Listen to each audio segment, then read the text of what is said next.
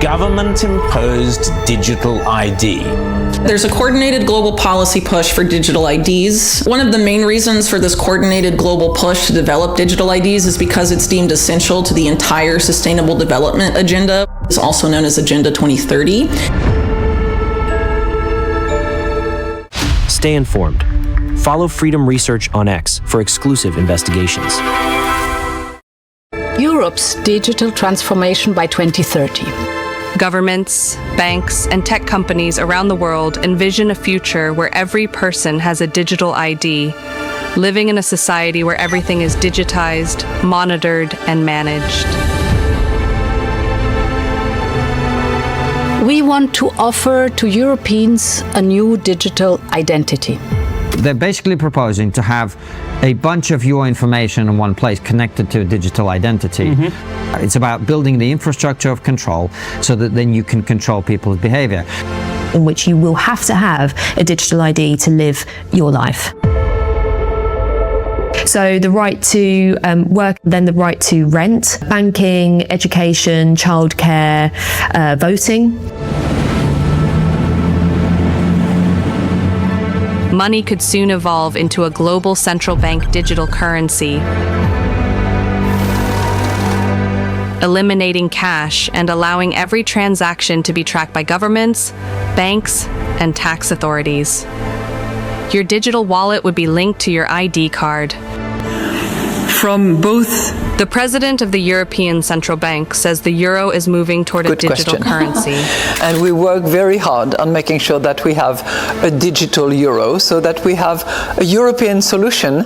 So why not our currency as well?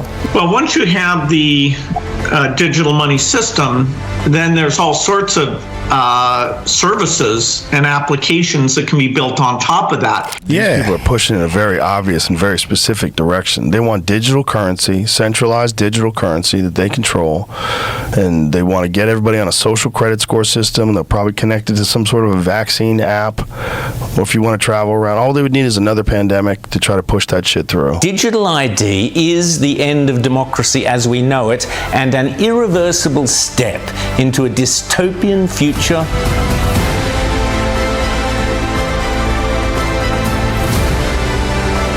This new digital identity wallet will be used with a new kind of digital money. Unlike Bitcoin, which is decentralized and not controlled by anyone, this digital money, called a CBDC, central bank digital currency, is created and managed directly by central banks. A central bank would directly issue a CBDC, and then that's the currency that the people would be using in wallets that are managed by the central bank. Prominent central bankers have been going on about the need to create a new financial system and a new financial governance system.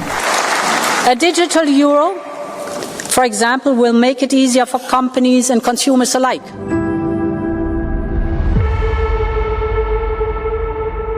Banks already maintain massive data points, determining your access to loans and mortgages.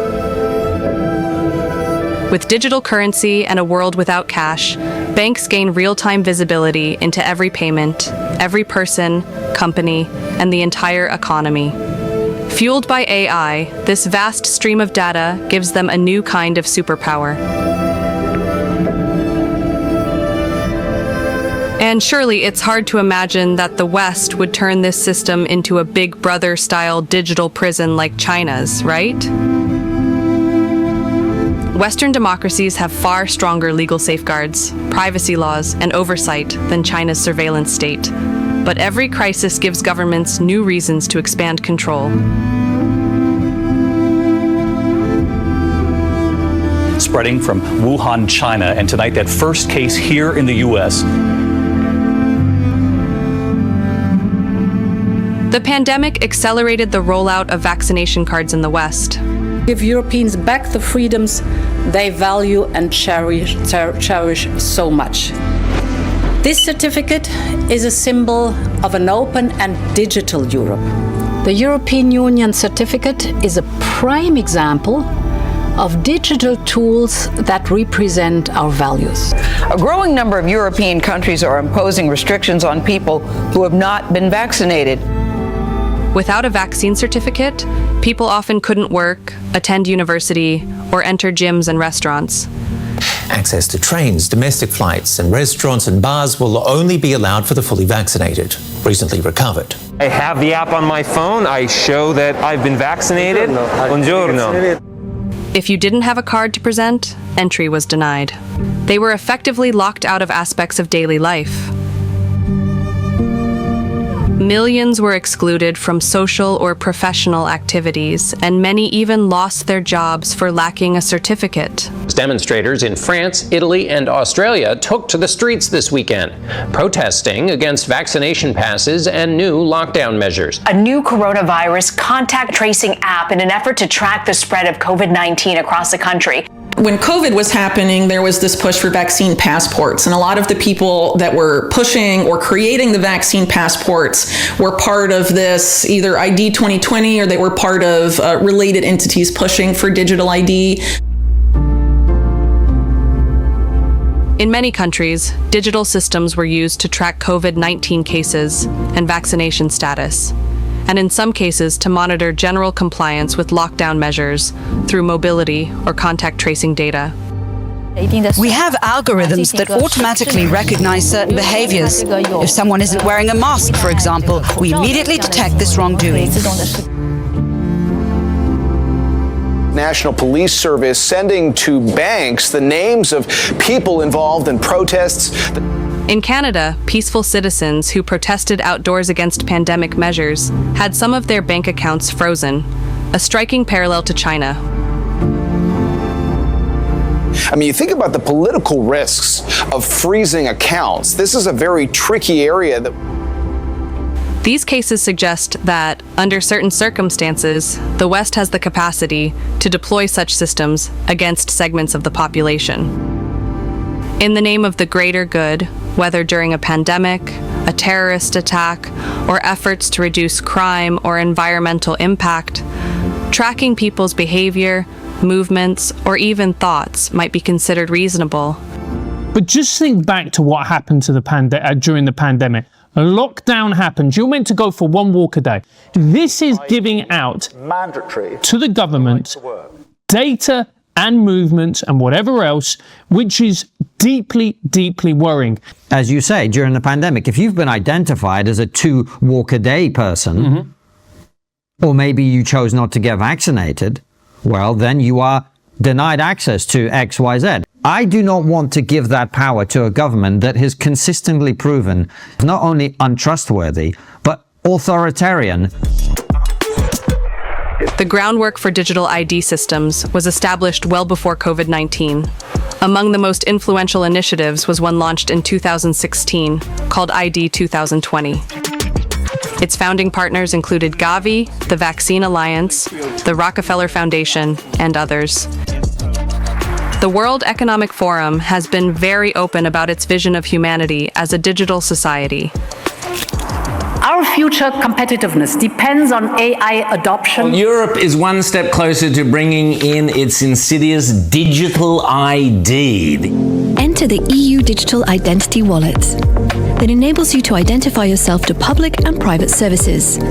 In the name of saving the planet, proposals have been discussed about tracking each person's digital footprint, monitoring factors such as travel, fuel usage, and even consumer habits like clothing purchases. It really comes across as if the West is quietly building its own version of a dystopian system. Europe is set to collect biometric data, making airports permanent biometric checkpoints. Travel into the European Union is about to get stricter as a new digital system is rolled out this October. We'll have their fingerprints and their faces scanned. You are going to need to register your details. Photo successful. How marvellous.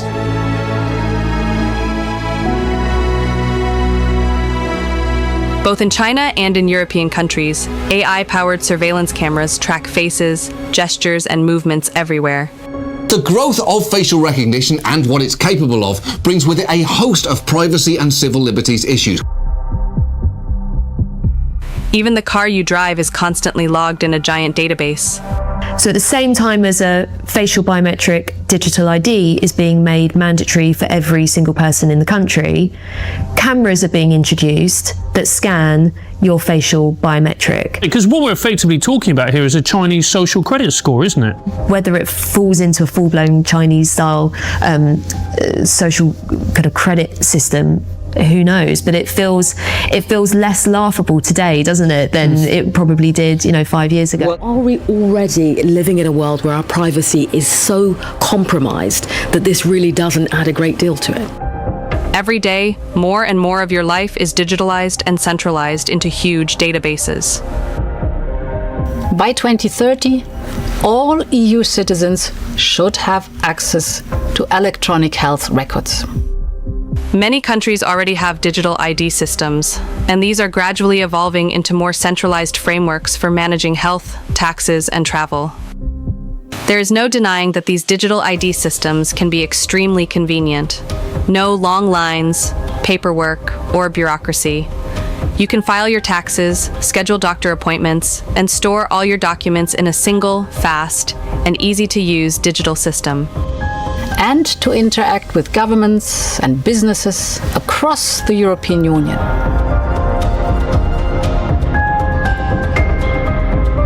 In the future, your digital ID could serve as the key to accessing the internet. At least, that's increasingly being discussed. An identity that ensures trust and protects users online. Spanish Prime Minister Pedro Sanchez has called for an end to online anonymity. And force all these platforms to link every user account to an European digital identity wallet. What's Sanchez's proposal? To link all social media accounts to a European digital identity wallet. We are that close to a situation where you basically need a digital ID to go online. For example, your online activity will be linked to a digital ID, or certainly there will be people calling for that. And Europe is already planning to gain access to scan people's messages. The EU's plan to scan private messages and flag to the police any content suspected of being child sexual abuse. The big problem here from privacy activists is that everyday users are going to be exposed to a whole new vulnerability, which is the breaking of their end-to-end encryption services. These programs, mass surveillance, is not about public safety. It is not about terrorism. It is about power. It is about economic espionage, it is about diplomatic manipulation, and it is about social influence. In the UK, internet authorities constantly monitor online discourse and can arrest individuals based on their posts. She's basically viewed a post, which is not an arrestable offence. The only thing is, we need to seize the phone at this current moment.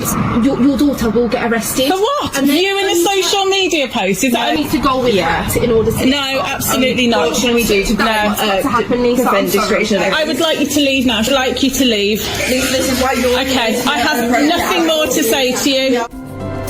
More and more people are taking a stand against this digitalization of humans.